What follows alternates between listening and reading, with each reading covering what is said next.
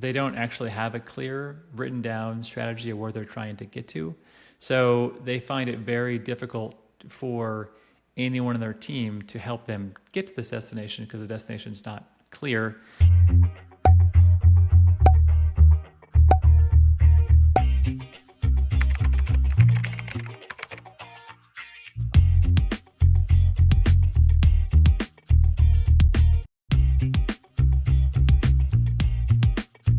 Hello and welcome to this episode of the Ask Valor Masterminds podcast, brought to you by A Advanced Services and Fuse Networks. My name's Galen. I'm Joe.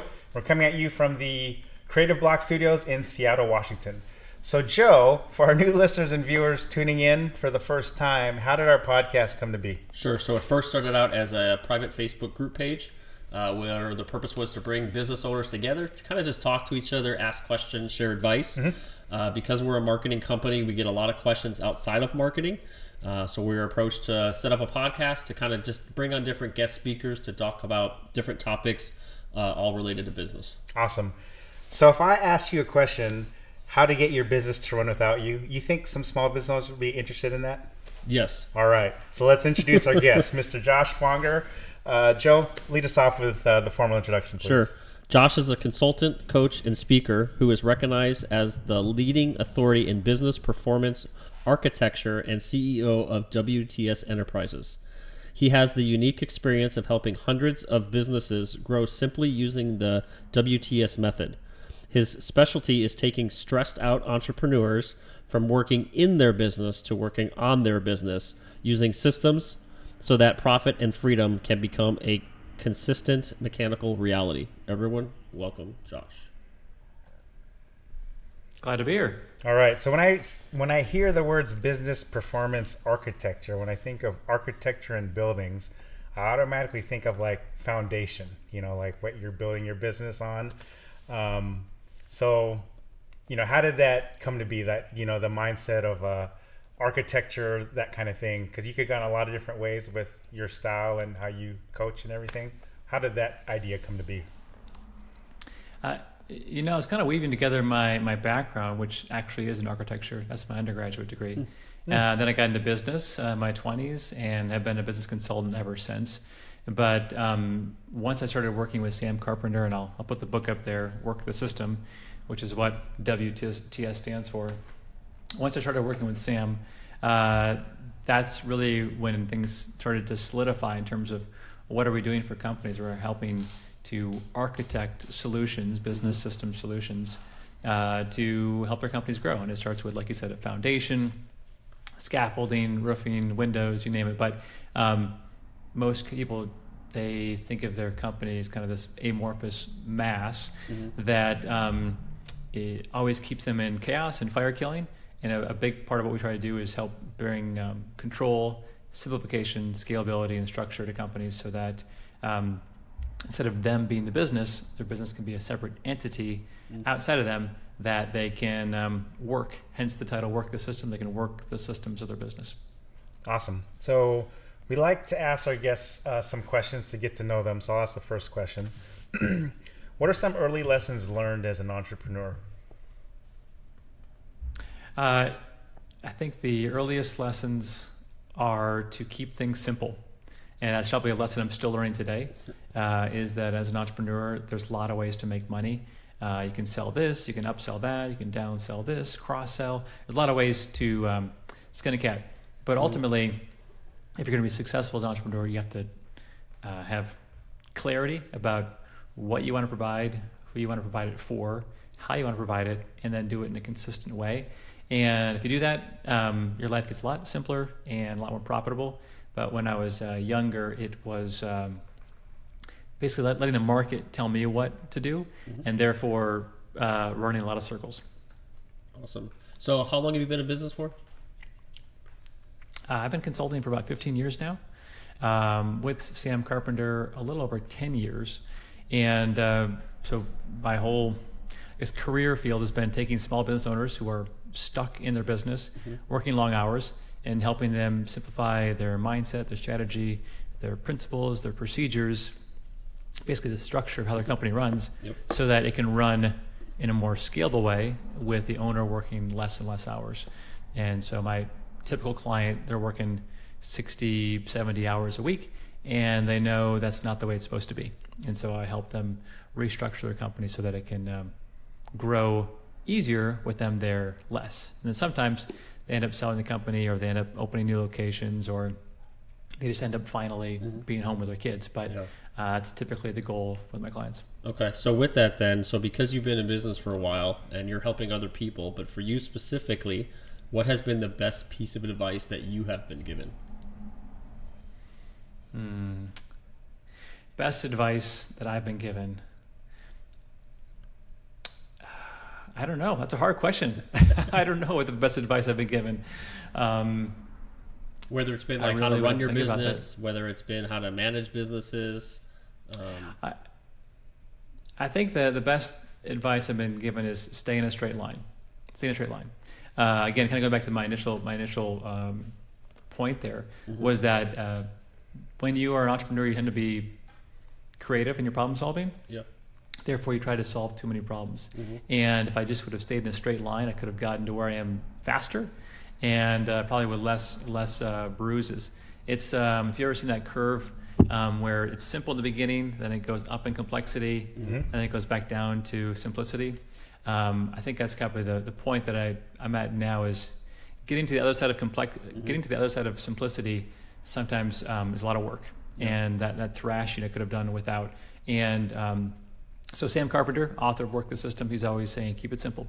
And the more we've simplified this company, the better work I've been able to do with my clients, and the more fun, and the better results, and also way better in my family. Right? I've got 4 kids, and I enjoy spending time with them, my wife, and so keeping things simple has allowed me to do that. Nice. All right, so last question. So since this technically is a marketing podcast, why is marketing important? Yeah, well, if people don't know you exist, then difficult to help anybody, right? That's why I'm here, right? Is that I get a chance to speak to you folks, but also your audience, and so I think it's essential. I certify consultants who in the Work the System method as well, and one of them is just really brilliant, has a lot of great ideas, wants to write a book, and is very technically systems oriented. And he's like, but I'm not really interested in marketing. And I said, well, then everything you talked about and everything you're going to write about will benefit you probably, but it's not going to benefit anyone else, because it's not going to go anywhere without marketing. And so I think it's an essential ingredient, and it's always one of the systems I work on with my clients, is they might get more efficient at what they do. They might reduce the costs in what they do, but if they don't pour more gasoline in the fire, they're not going to have a very big flame. And so I think it's key. Marketing and sales. All right. So now we come to the part of our podcast, our A Advanced Services Pump You Up Quote of the Day. So I asked Josh to share a quote with us, and I'll read a reading from Proverbs. Trust in the Lord with all your heart, and do not lean on your own understanding. In all your ways, acknowledge him, and he will make straight your paths. So getting back to that straight path, straight line, why is this so important to you? Well, I think if you're not doing things with, for one, an internal purpose, they're going to have a very limited value, a very limited lifespan. But also, when you asked me about that quote, that was really meaningful to me at the time, is that it's very easy for me and my clients to get focused on scenario planning, because I help clients through a lot of difficult times, and running different forecasts, running different analysis. But in the end, and this became most clear for me during COVID-19, is that I don't know the future. I might have historical data on what could happen. I might have some limited knowledge about what's happening right now with my client, but there's a lot that I don't know about the future. And so a big part of my consulting work and success has been more time praying for my clients, more time reflecting on their circumstances, and more time trying to listen between the lines about how best to drive them to success, instead of just saying, well, here's the latest book, here's the latest technique, just do ABC and XYZ is going to happen. And after doing this for 15 years, sometimes XYZ is not what's going to happen, Right. because you don't know that your manager's going to quit tomorrow, and your biggest client's going to leave next month, and you're going to get sick, and your wife's going to get pregnant. Like, the business world is dynamic and life's dynamic. And so I think a big thing for me is just realizing that, prayer and reflection is going to help you make more wise decisions for your business and your life than the newest technique. Awesome. Thank you for that. Now is our Fuse Network's Did You Know segment. Millions of cybercriminals are out there on a daily basis trying to steal your information. It's not a matter of if, it's when. Small businesses account for 58% of cyber attacks annually. So help your company fight cybercrime and mitigate risk by being proactive. Call Fuse Networks, your local Seattle IT experts at 206-701-6040 for a complimentary IT network and security assessment. So I asked, we have a couple myths that I'm going to read and I want you kind of to debunk. So this first one is, documenting your processes and procedures is only for big, boring, bureaucratic businesses. True or false? Yeah, I would say false. I wonder if my agent gave you that question. It's a great question. So in terms of bureaucratic companies, large companies, the government, they have lots of documented systems and processes, of course, right? That's how they function. Any franchise functions that way too. But a lot of small entrepreneurial ventures, they don't realize is that in order for them to get from their chaotic, small, nimble state to a larger, more profitable, simpler, scalable state, they need to start to document their processes and procedures. And you just need to start with elements to your company that are repeatable and that are delegatable and other folks can do. And if you start to build up that knowledge bank of how to do what you do, you're going to realize that the mistakes will go down, the quality will go up, the profitability will go up, a number of things will go up. But most companies think once they're big, then they're going to start documenting their processes. And I try to let them know that part of the recipe to get bigger is to start to see your company as a series of processes and start to document them as you go. So what would you say to the small business owner, the solopreneur, maybe the mom and pop company, that they wear many hats, and to do these processes is, I don't want to wear another hat and make it's already hard enough. What do you say to those businesses out there? Yeah, Galen, great question. What I would say is that documenting the things you do is a way to take off a hat, right? Mm-hmm. So if you're doing the marketing, for instance, there's maybe certain things you're doing on social media, or certain newsletters, or whatever you're doing to get the word out. If you broke those things down into simple pieces, and I've done this for some of my clients where they did have a newsletter, mm-hmm. and they realized that they could actually delegate that aspect of their marketing off to someone else once they actually documented the process for creating it, distributing it, editing it, the different elements that go into the newsletter. So each element of your company has that to it. And if you're wearing all the hats, the sales hat, the finance hat, the marketing hat, the actually delivering the product or service hat, you are not going to find a person to replace you. Mm-hmm. Because no one's going to know all those things. Right. But you probably could find a person to do one aspect of what you're doing, but that person's not going to be very useful unless they know how to do it. And so delegating and documenting in tandem is going to be key to taking off a hat. So it's not more work, it's actually investing to do less work. And I will say that is always the hard part, is getting entrepreneurs to be willing to make that little bit of investment to get some freedom. And that's why I always work with my clients on how to free up their own personal time first, so they can use that time to take off some of those hats. Awesome. Which we'll get into a little bit more with how to run your business without you. This next myth, I've heard this a lot, so I want to get your thought on it.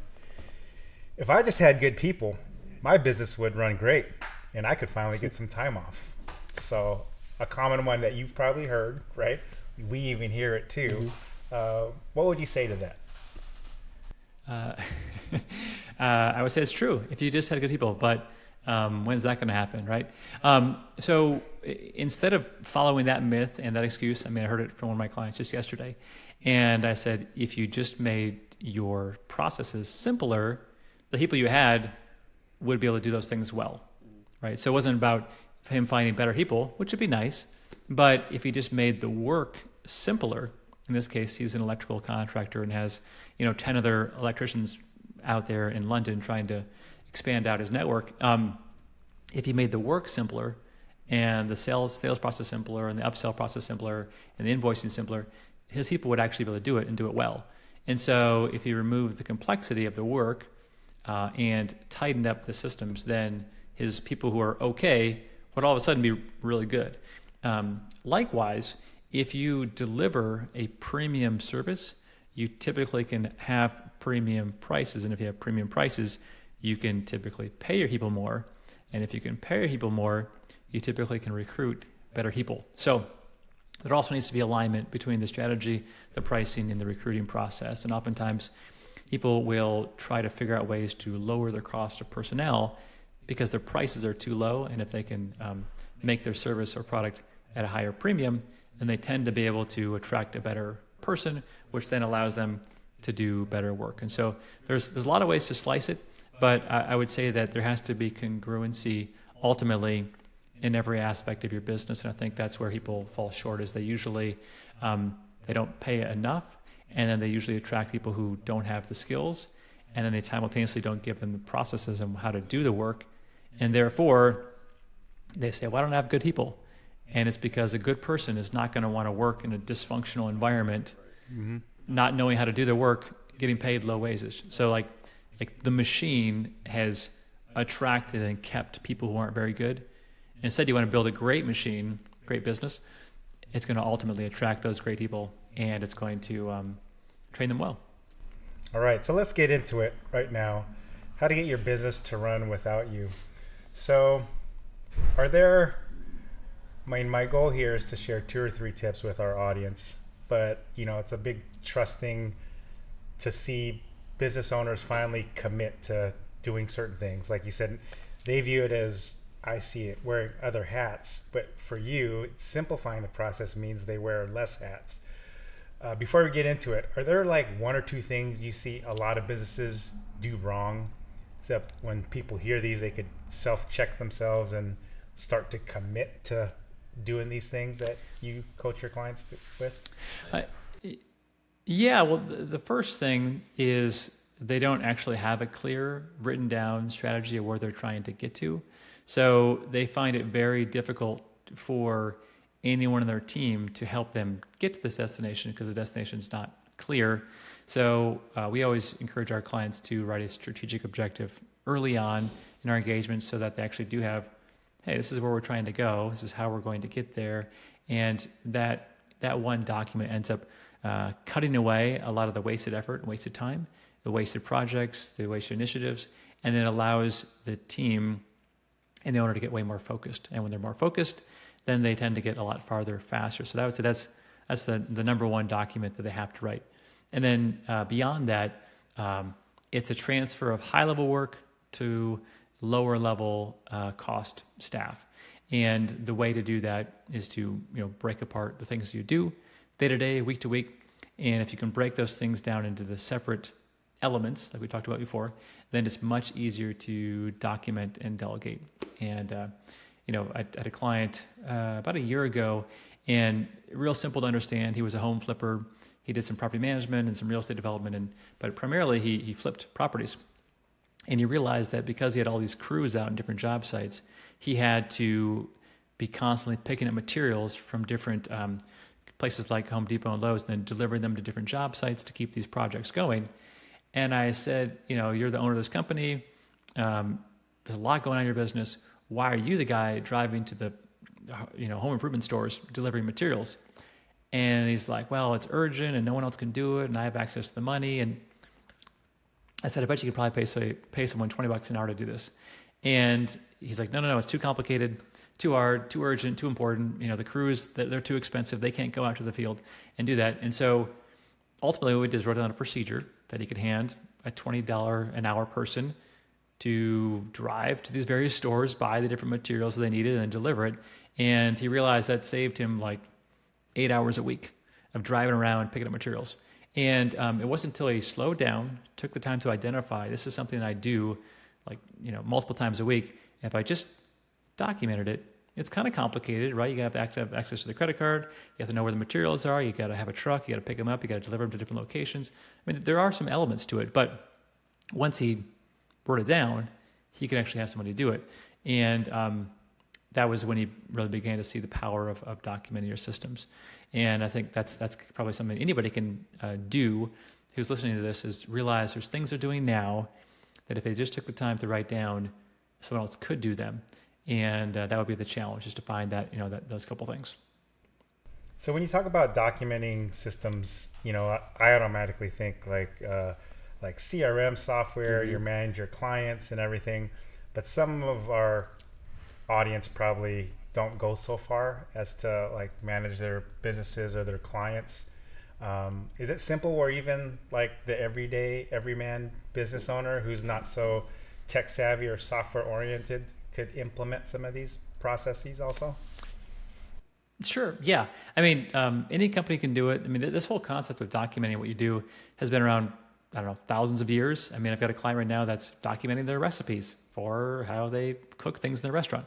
It's the same kind of thing. And that's all it is a recipe.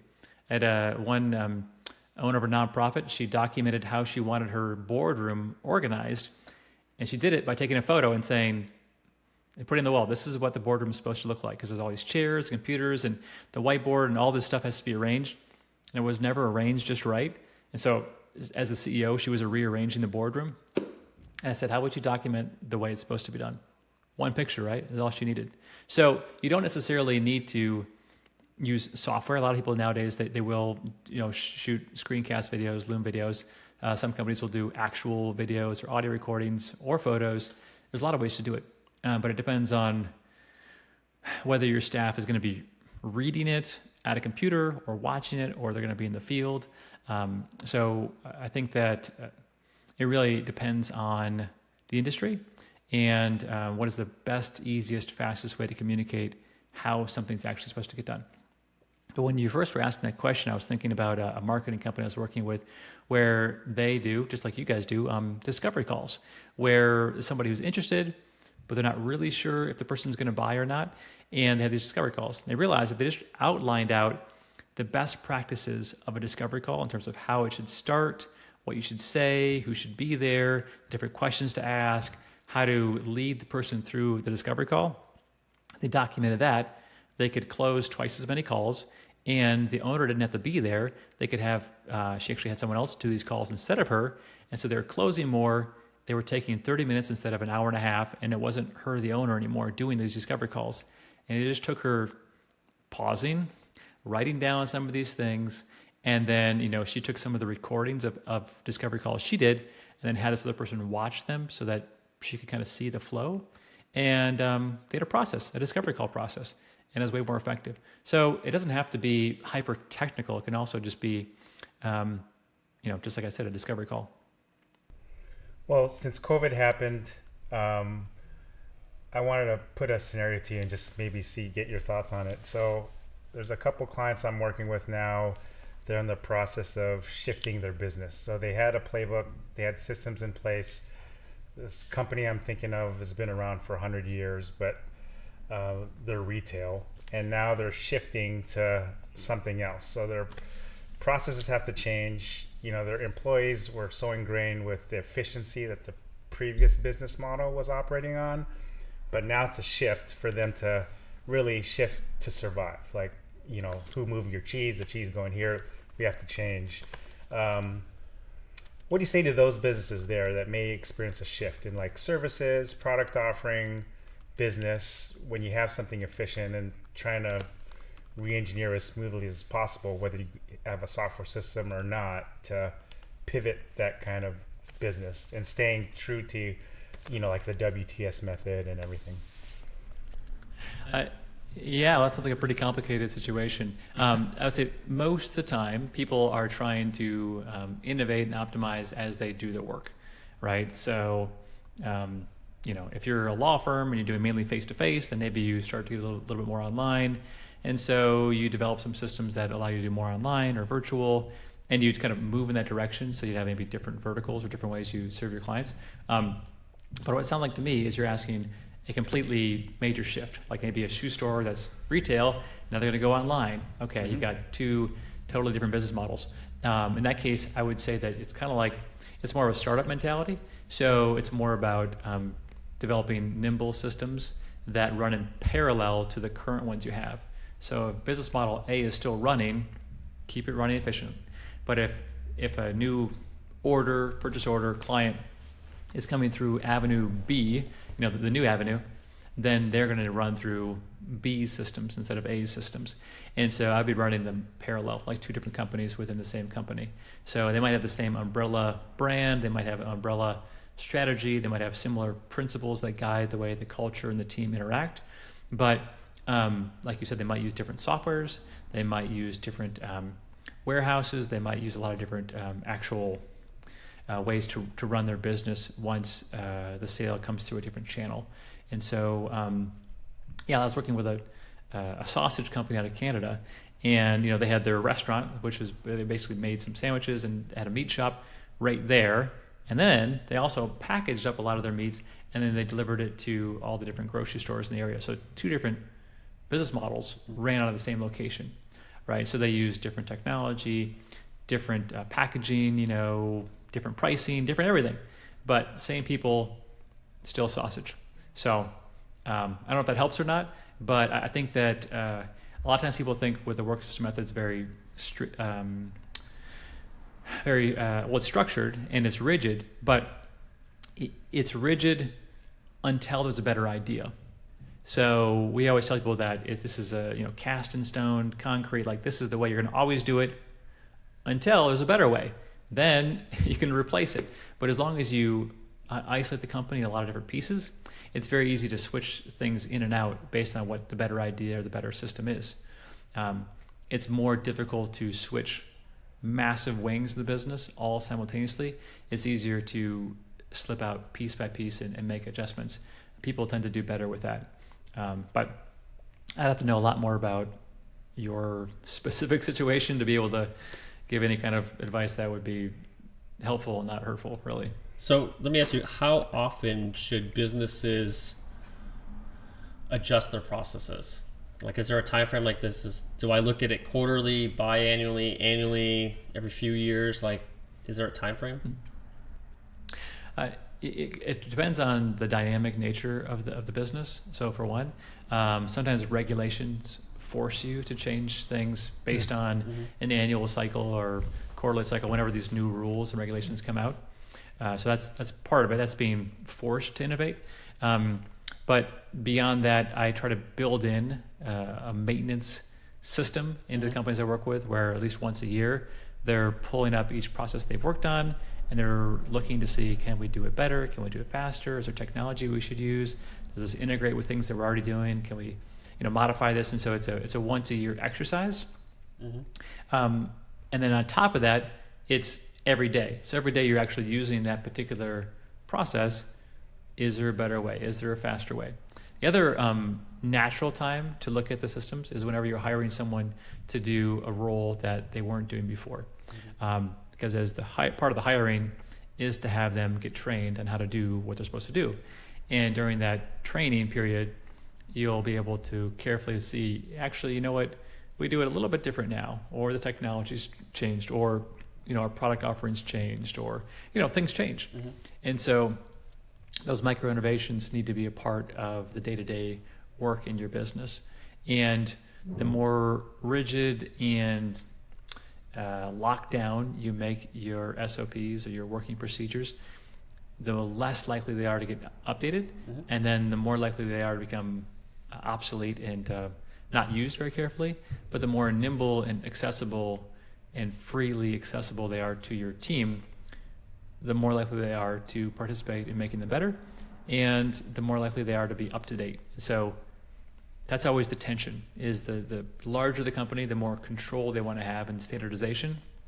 So they tend to lock things more. The smaller the company, the more they tend to let their team access them and change them real time.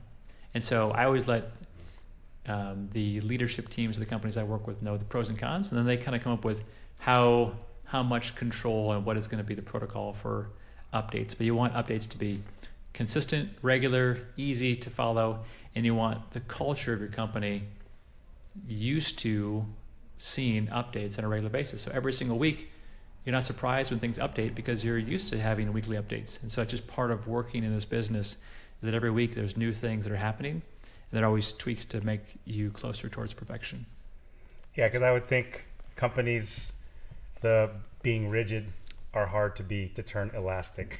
It's like you have to be one way or another. But if you have the happy medium of it, if you're looking at it, and then I think part of it, if I'm hearing correctly, like there's more stakeholders, the whole company's open to that, then it could flow better from a small company to a big company. So, yeah. Yeah, as long as the people know, hey, as long as you're following the process, you're not going to get in trouble here, then people are more apt to follow what's written down because they know, hey, this has been tried and tested. People have worked this out already. And if they trust the process, they'll follow it. If they don't trust the process and the leadership and the documentation, then they'll do it their own way. And that's when problems happen. And so the more I can get from top to bottom to top to believe in what we're doing, the smoother it flows. Awesome. So before we close, Joe, can you give a quick word on our #Valor Cares initiative? Sure. So we like to give back to businesses. And so if you need a website, you can go to our website, you can submit an application, and we award businesses with free website builds. Awesome. So one last thing before we go, Josh, for people that want to get a hold of you or your company, what's the best way to reach you? Yeah, so if they want a summary of this book, I think a lot of people watch this on video, Work the System. It's at my website, wtsenterprises.com. There they can take a business systems assessment, and they can contact me as well. And so again, wtsenterprises.com. Awesome. Thank you. So on behalf of our sponsors, Advanced Services and Fuse Networks, my name is Galen. Joe. Coming at you from the Creative Block Studios in Seattle, Washington. Josh, thanks for joining us today. We really appreciate you sharing some insight with our audience. Thanks for watching this episode of the Ask Valor Masterminds podcast. Thanks, everyone.